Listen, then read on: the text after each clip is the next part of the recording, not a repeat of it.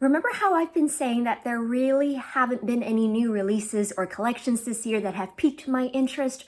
Well, I may have spoken too soon.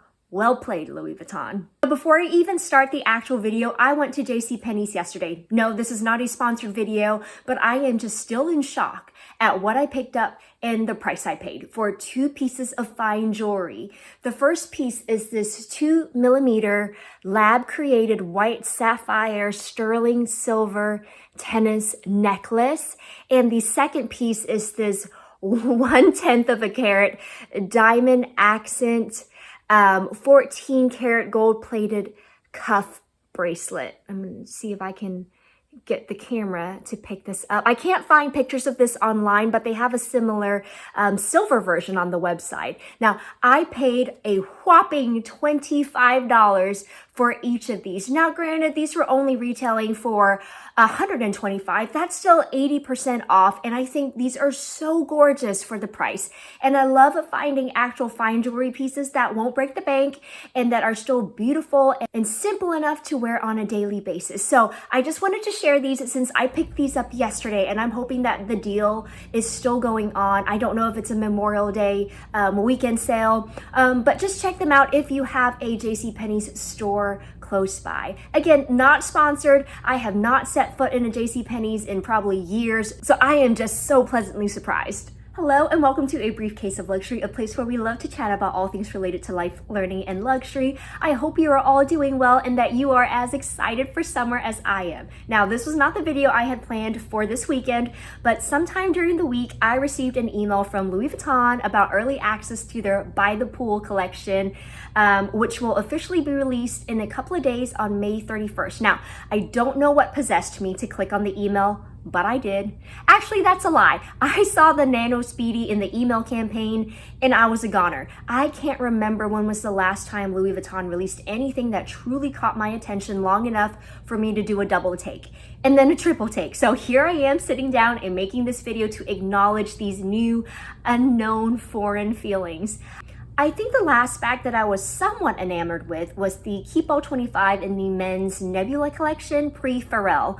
But apparently that bag turned out to be a total production quality nightmare, and I called it in my video. There's no way that silver finish would not be an issue. Plus, the production version looked nothing like the ones on the runway. So what a shame, but I did dodge a bullet there, and I'm digressing again. Let's talk about the By the Pool collection / Louis Vuitton's new summer releases. Now, to be fair, out of the, 100 or so new items, it's probably more than that, there's only 4 that really piqued my interest, but that's still 4 too many because none of these were on my to buy list for the summer, and altogether they total up to about $6,500. So yeah, that is a conundrum. So without further ado, let's take a look at the 4 items that are threatening to derail my summer shopping budget. First up is the natural Rafia nano speedy bag, crocheted by hand by Madagascan artisans for an eye-watering $23.50. Now, this was the bag that made me click on the email and took me down a rabbit hole. Now, would I actually buy this? To be fair, probably not. Something inside me refuses to pay that much for a natural Rafia bag. We've been through this before. I can't even bring myself to spend $30 on the Uniqlo round shoulder bag in the crochet version, only because it's like a whole $10 more than the original.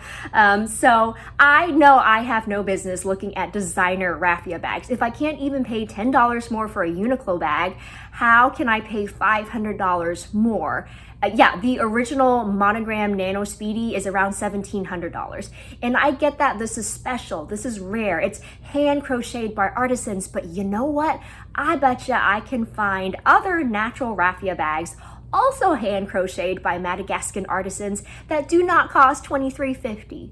Now, side note, I do hope these artisans made more than just a fair wage on these bags. But as far as special edition speedies go, there is no denying that this is special. This is cute. As someone who does not have a speedy and is waiting for the right special edition version to pull the trigger on, this is something that I would go to the store for just so I could try it on for funsies, you know?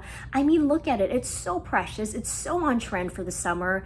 The opening, however, does look ridiculously tiny, even by regular nano standards. But like I said, usability and price aside, this was the culprit. This bag just calls to me and I'm desperately trying to just ignore it and let it go to voicemail.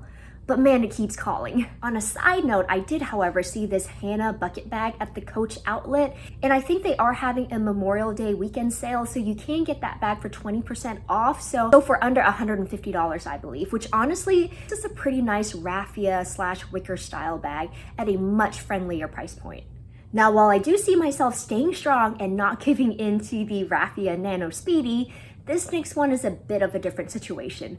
I'm glad I passed on the first Denim Speedy that came out earlier this year as part of the remix collection because, hello, untreated vachetta leather. I feel like this version, this was what the people were originally wanting with the age / treated vachetta. So I'm curious how many people find this release to be, what's the word, offensive? No, rude? No, you get what I'm saying. I mean, doing a back-to-back denim release does feel a little much. So along those lines, I'm curious how many suffered from FOMO and rushed out to buy the original one or the one from the first release and are now feeling buyer's remorse and thinking about letting that one go and trading that in for this one, which for me, I knew I wasn't going to settle on the one that came out earlier this year. Like with the Neverfull BB, I'm still holding out for new releases that don't have the vachetta leather. But back to this one, I'm a little worried about the opening of the bag again, but I guess that's just what you have to deal with in the nano size. But if you think the size is going to be an issue, just FYI, in the men's department, if you are interested in something denim, I think the Damier Denim Speedy 25 may be worth a look. I can't tell online, but the vachetta looks like it's been treated there too. Let me know if you know. Just keep in mind, while the Nano Speedy costs $22.30, the Damier Denim Speedy 25 costs $3,100, so about $1,000 more. That is some expensive square footage and bag real estate. I know I have no business looking at designer denim bags either because sure, the original monogram canvas version costs $1,700 and sure, it makes sense that the leather empreinte version would cost more at about $1,900. That's not obscenely more, but what on God's good earth could make this denim version cost so much more? But the heart wants what the heart wants, and this is what my heart wants. Again, I just want to see it in person and touch it and try it on. That's all. There's no harm in that, right? What could possibly happen? Now, I know those Mary Jane ballerina flats with the little straps are trending at the moment. And again, I'm not a trending person, and I have yet to see a pair that I liked until I saw these. These are called the Romy ballerina flats, I think. And my issue with this style of shoe in general is that I think straps across the top of the foot, or the ankle for that matter, can shorten the look of your legs. And for someone like me, just based on how my legs are shaped, I need all the length I can get. But I think these Romy flats work because of the nude / tan-ish color of the straps. Now, I personally like both the blue and the beige version, especially since the strap on both of them are the same. And because it's just in this natural leather color, I think it gives the strap a there but not there effect. And I could be wrong, but these actually look so comfortable. Again, there's no harm in just wanting to go to the store just to try them on for size. Last but not least, I am not an SLG person, but I will make an exception for this. This is probably one of the most beautiful wallets I have ever seen from any brand. Like this is art. I mean, the mermaid gradient effect, the wavy lines, the pearlescent Louis Vuitton buckle. If this doesn't bring out your inner mermaid, I don't know what will. I'm at a loss for words. I just think this is so beautiful. But there's always the but. I have to play devil's advocate, or my current wallet, not this one. I wish this was my wallet. But if I don't play devil's advocate, my current figurative wallet is going to be severely hurting this summer. My concern is that one, the wallet is in a light color, and two, the blue iridescent gradient is hand airbrushed. So how long can I keep a white wallet clean when it's freely rolling around in my purse, banging against things like keys and chapsticks and pens? And how long before the blue gradient pigment starts to fade? Listen, I'm just trying to talk myself out of all of these, but I have yet to come across an SLG of any sort that has had the effect this has had on me in the past few days.